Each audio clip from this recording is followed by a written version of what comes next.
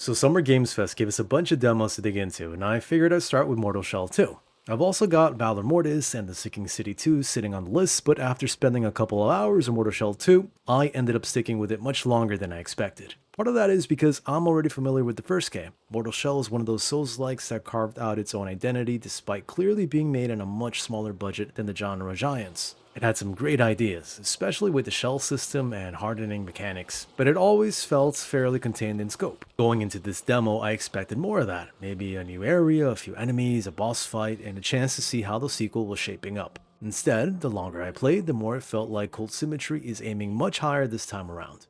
Not just with the combat, but with the world design, the presentation, the progression systems, and even the way the game introduces you to its setting. The demo starts with a fairly short cinematic, but it immediately gives you the feeling that whatever's happening in Mortal Shell 2 is operating on a much larger scale than what we saw before. And that's where things start getting weird. The opening sequence doesn't waste much time explaining itself. You see a knight moving through what looks like the ruins of a castle while carrying a large egg. Everything looks damaged and abandoned, and on the verge of collapse. Then he falls asleep, dreams about some horrific creature killing him, some sort of weird worm thing that you do actually see later on in the demo, and then he wakes up suddenly, and before you really had time to process any of it, the game starts introducing pieces of the larger story. From what the demo presents, the central idea revolves around something called the Mether, a mysterious cosmic entity that fell into the world long ago. Parts of its corpse scattered across the land, and like humans tend to do in fantasy settings, people began worshipping what they found. Over time, these fragments became intertwined with faith, power, and whatever remains of civilization. So, one of those discoveries appears to be an ovum, this strange egg-like object that seems incredibly important to whatever story Mortal Shell 2 is trying to tell. What I liked about the introduction is that it doesn't stop every 30 seconds to explain itself. It just throws images, symbols, and ideas at you and lets you sit with them. There are enough details to get your imagination working without feeling like you're being buried under lore immediately. So the first game had plenty of mystery, but this felt a bit different, a bit bigger, more willing to lean into the bizarre side of its world. And once the cinematic ends, the game drops you directly into one of the strangest introductions I've seen in a Souls-like for a while. When your character finally wakes up, he's not in a battlefield, a prison cell, or some sort of ruined crypt. Instead, he wakes up in the middle of what looks like a festival. At least that's what it appears to be at first. The area is called the Forlorn Village, and as you move through it, something immediately feels off. People, or cult members, I guess, are gathered together, music playing, and decorations everywhere. Everyone seems to be partying and dancing around the area. It also feels like they're waiting for something. Or maybe accepting something? That's when you're introduced to Uruk, who's probably going to confuse people just as much as he confused me. I spent half the demo trying to decide whether I was looking at a giant crow with a skeleton inside his beak or a skeleton dressed like a giant crow. I'm still not completely sure about that. Either way, Uruk serves as your guide through this opening section, pushing you forward towards your first shell. That first shell is Haros. The moment you reach it, things go very wrong for everyone else. What starts as a ritual suddenly turns into a disaster.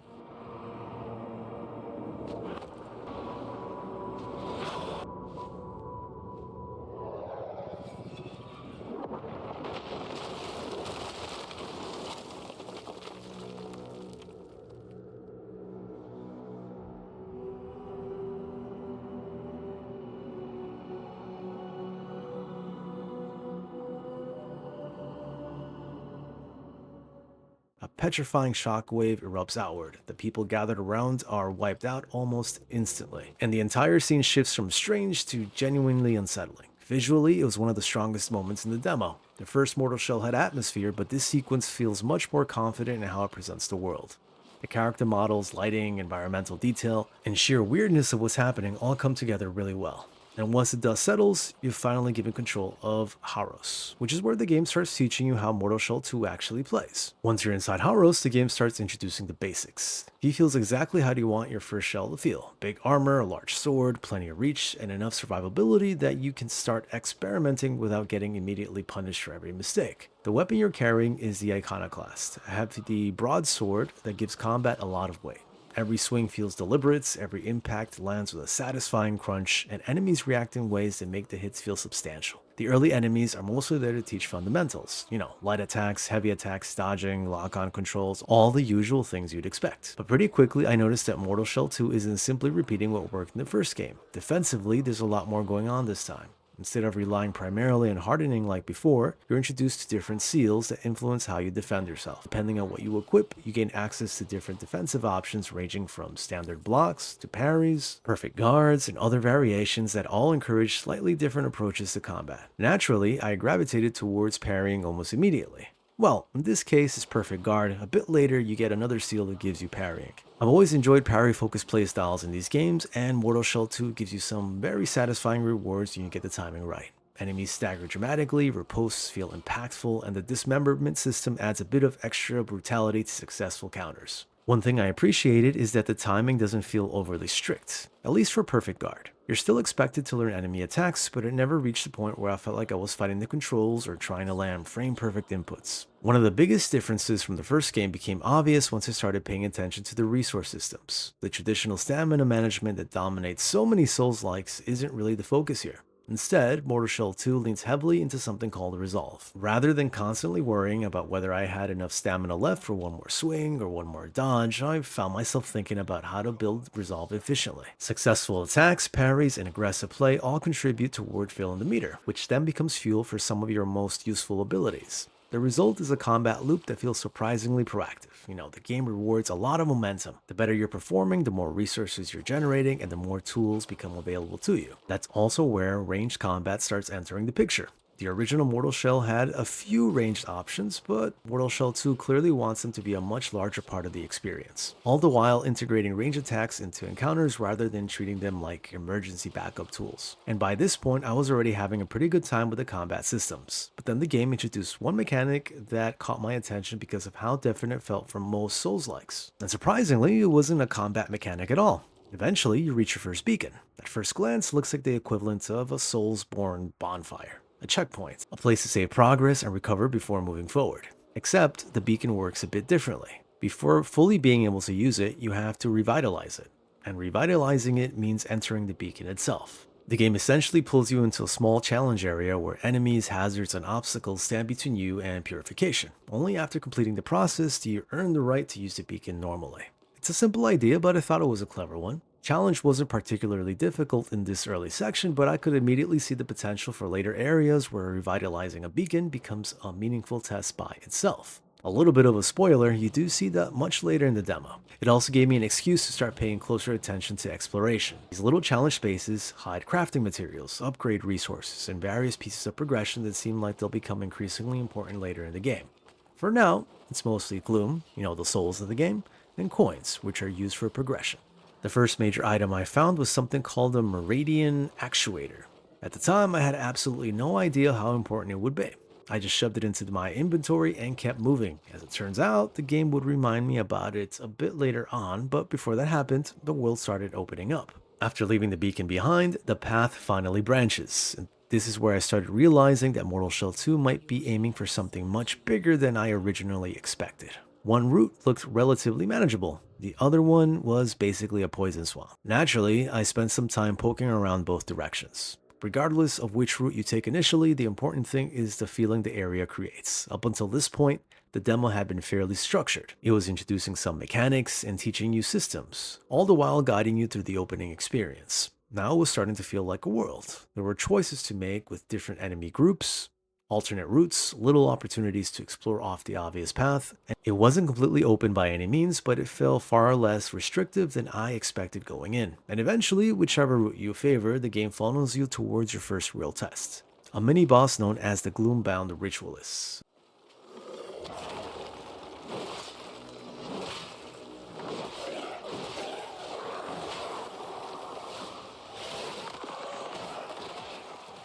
And that was the first point where the demo stopped teaching me on how to play and started asking me whether I'd actually been paying attention. And obviously I didn't, because this mini-boss gave me my first loss. The Gloombound Ritualist ended up being the first encounter where I had to stop playing on autopilot. Visually, he's hard to miss. A red, swamp-covered figure carrying a staff, standing in the middle of the path looking like he walked straight out of some plague-ridden nightmare. At first, I assumed he was going to be another standard melee enemy with a few extra tricks thrown in. That assumption lasted about 5 seconds. The Ritualist's biggest threat isn't exactly his own attacks, it's the things he brings with him. Throughout the fight, he summoned humanoid creatures that stagger toward you before detonating. The encounter ended up being a lot more fun than I thought it would be. After bringing him down, the game settles back into some exploration for a while, but it doesn't stay quiet for long. The further I pushed into the area, the more the game started showing off its creature design. Something I started noticing during the next stretch of the demo is how much the enemy variety helps keep the combat interesting. You're moving between groups of brigands, larger brute-type enemies, armored opponents carrying polearms, and various creatures that all demand slightly different approaches. None of them are individually too hard, but together they create a steady stream of situations where you're constantly adjusting how you fight. The Halberd Knight set out in particular. By the time you reach him, you've already been introduced to most of your defensive tools, and the game clearly expects you to start using them properly. I mean, you can dodge him, parry him, harden through attacks, block with the appropriate seal, or simply play aggressively and try to overwhelm him. And I like that none of these options felt wrong. I mean, the game seems genuinely interested in giving players multiple solutions instead of just funneling everyone toward a single optimal strategy. I also appreciated the fact that enemies can damage each other. It sounds like a small thing, but moments where larger enemies accidentally flatten weaker ones help make encounters feel less scripted. Gives the combat a little unpredictability, and it helps sell the idea that you're fighting inside a space rather than a series of carefully staged combat arenas. I mean, we know the truth, but still looks cool. Then the path starts descending into a cave system, and the atmosphere shifts again. By now, the game isn't teaching you individual mechanics anymore, as it's expecting you to combine everything you've learned naturally, so combat was beginning to click for me around this point. With the parry system and resolve management making sense, the firearms were finding their place within encounters, the defensive systems that seemed complicated at first were starting to feel a lot more intuitive, and then another beacon appeared. Once again, you can enter the beacon itself and clear the challenge inside it. After that, the demo suddenly opened into multiple routes again. Some led towards optional areas and others towards progression. And some had some encounters I didn't realize were optional until much later. It created a constant feeling that I might be missing something, and as it turns out, I absolutely was. Naturally, I picked the route that looked more interesting in the moment and started wandering off toward what I believed was a secret path. That detour eventually led me straight into the Tainted Vestige. The mini-boss looks exactly like something called a Tainted Vestige should look like, a twisted tree-like monster with elongated limbs and unnatural movement, with attacks that travel through the ground and enough reach to punish anyone getting greedy. The fight itself was pretty entertaining. It wasn't especially difficult, but it encouraged me to engage with everything I'd learned so far. So, some parries or perfect guards, armor breaks, positioning, timing, range pressure, everything started coming together naturally.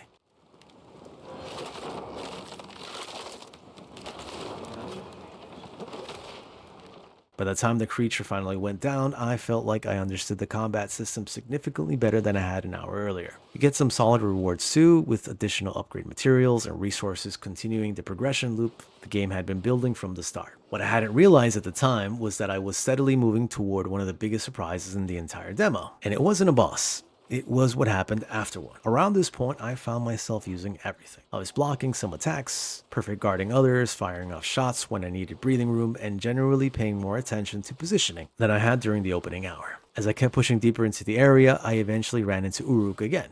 I mean, he's just a weirdo. He continues acting like he knows far more about what's happening than he's willing to tell you. Careful. It's quiet. No brigands. Not even a mouse. Something's wrong. Drops another warning about what lies ahead and then leaves you to discover the problem yourself. The path forward could not have looked more suspicious if it tried. At that point, I was already assuming a boss fight was coming. What I wasn't expecting was how much of the demo would still be left afterwards. The Tar Golem ended up being the first encounter where I felt like I was fighting the game as much as I was fighting the boss. Up until then, I had been pretty impressed by how smooth everything felt. The combat flowed well, the enemy animations were readable, and most of my mistakes felt like actual mistakes. The Tar Golem was the first time where I occasionally found myself wondering whether something had gone wrong mechanically or whether I had simply misread the situation. The boss itself is exactly what you expect from something called the Tar Golem. It's massive, hits hard, and commands your attention the second it appears. The fight asks you to use everything you've been practicing throughout the demo. You need to manage spacing, pay attention to attack timings, and try to avoid getting greedy, especially at that point. Now, the only problem was that some of the animations didn't always seem to connect together as smoothly as the rest of the demo. Whenever I landed certain perfect guards, the boss would occasionally transition into another attack in a way that looked a little awkward. It wasn't enough to ruin the fight, but it did end up feeling a bit janky on that end. I had a similar feeling about some of the dodges. There were some moments where I was convinced I had timed something correctly only to get clipped anyway. I mean, that could still be a skill issue on my part, and I fully admit I need more time with the game before making any final judgments, but it happened often enough that it caught my attention. Eventually, the tar golem got the better of me, and that's where the demo suddenly took a turn I wasn't expecting. Being knocked out of your shell is one thing, and watching what happens immediately afterwards is another. The scene plays out in a way that made me wonder whether Haros had just been permanently removed from the story.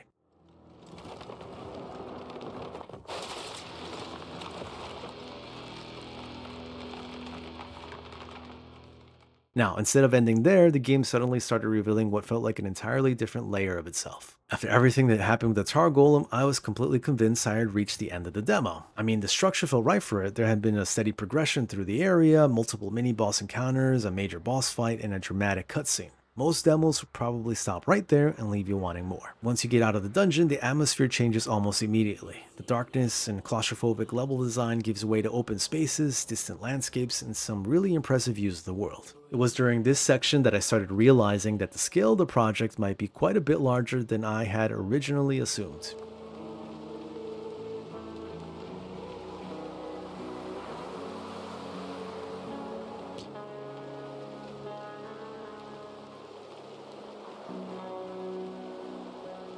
Eventually, you arrive at Marrow Keep, which serves as the hub area. The game was actively introducing long-term progression systems, important NPCs, upgrade paths, and future objectives. Once inside, you even meet a giant boob lady called Zarel, a la Dark Souls 1. Harbinger, I know what you are, where you have been. Haros is gone, but not forgotten. There are others like him, yearning for your bond. She fills in some of the gaps left behind by the Tar Golem encounter, and introduces the idea of finding additional shells. She also points you towards future goals. What caught my attention most wasn't necessarily the dialogue itself, but what it implied. Up until then, I had assumed I would only use Haros as my character for the demo, but Haros was just the first step. So it got me thinking, if this was the starting point, what kind of builds would the later ones support? How differently would they play, or how much variety would there actually be between them? Those were the questions running through my head while I was exploring Marrow Keep. Checking vendors, looking through some menus, and finally getting access to proper character progression. By the time I reached the level up screen, I realized I had already spent significantly longer with the demo than I had planned. And the funny thing is that it still felt like there was a lot left to see. Going into this demo, I was interested in Mortal Shell 2, but I wasn't necessarily expecting it to surprise me. The first game had some great ideas, but it was also fairly niche. My expectation was that the sequel would refine what already worked, improve the presentation, and deliver something familiar for fans of the original. After spending a couple hours with the demo, I think they're aiming higher than that. The combat feels more flexible than I expected, the shell system seems to have more room for experimentation, the world feels larger, the level design feels more ambitious, and there are enough progression systems being introduced that I'm already curious about where they go later on. There are still things I want to spend more time with. The Tar Golem fight needs another look from May, and there are certain defensive mechanics that I haven't completely formed an opinion on yet. The biggest compliment I can give Mortal Shell 2 is that I never found myself checking the clock. Every time I thought the demo was approaching its conclusion, it introduced another mechanic, another area, another boss, or another progression system that kept me engaged. By the time I reached Marrow Keep, I was already thinking about what shell I wanted to use next, rather than whether I was ready to move on to another game. So far, this has been a very strong first impression, and I've still got a lot more of the demo to work through, more shells to track down, and a much better idea now of what the game is actually trying to accomplish. We'll pick things up from Marrow Keep in the next video, and see whether the rest of the demo can keep up the momentum. If you played it yourself, let me know what you thought. Did you come away with the same impressions? And as always, if you enjoyed the video, feel free to leave a like and comment below. It really helps out the channel, and if you'd like to see the rest of my Mortal Shell 2 coverage, consider subscribing. Thanks again for watching, and I'll see you all in the next one.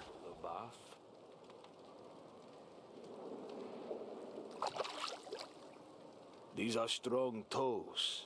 They will not fail us. Not like the others.